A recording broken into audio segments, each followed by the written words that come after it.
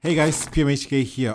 Obviously, now if you're new to the channel, welcome. If you're an OG, welcome back. I make tech videos every week, so if you're not already subscribed to the channel, make sure you go and do just that. Also, click that notification bells to get notified whenever I upload a brand new video. Now, Apple event was just concluded, that's why you guys see the setup. This is not normally my normal setup, so we're just going to do a quick run up for those who were not on my live, or if you just want to come here and support the channel. So the event was actually pretty cohesive, or it moved actually really fast, as it usually does on this 1 hour event. So they started by announcing the service, the baseball service, which actually most of us could care less about that baseball service.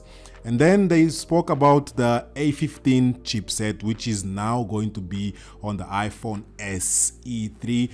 And the transition that happened there, it was actually a little bit funny for me, because they went and speaking about the A15 and then they just said that now it's included on the iPhone SE, which is nothing much actually is changing on that device, if I'm not mistaken, apart also from it now being 5G, which is it's a good thing, but most of us here, I don't think we're already on that 5G place, if I can call it. And then they went and spoke about the iPad Air, which is the new iPad Air 5th generation, and things that actually stuck to me about that device is that now it will come in 5G.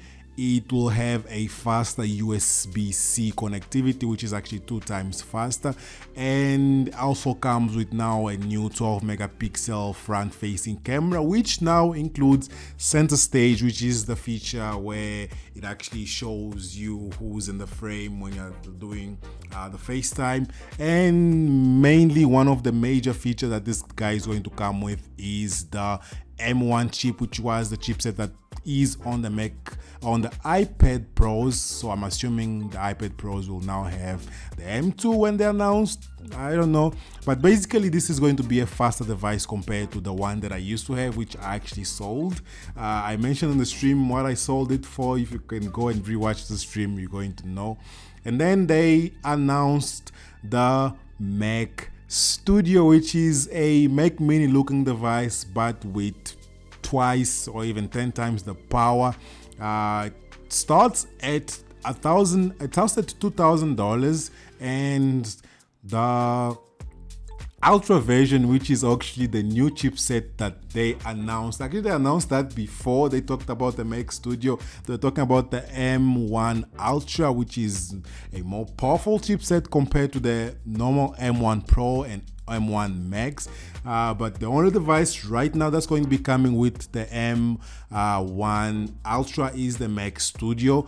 So the Mac Studio will come in 2 configurations. Base configuration 1 will have the M1 Max, and the other one will have the M1 Ultra. The one with the M1 Max is going to, I think, start at the 20-core CPU and a 24-core GPU. I think the difference between both of them is the GPU. The Ultra will have a 48 GPU and start at a 64 gig. But obviously, while I'm talking about this, you guys can see the images and you guys can actually see exactly what I mean. But my highlight of this video was actually the studio display. The studio display is amazing. I think it's everything I've actually dreamed of, although it's not as expensive as I thought it would be. I thought it was going to cost around $3,000, but to my surprise, it's actually going to be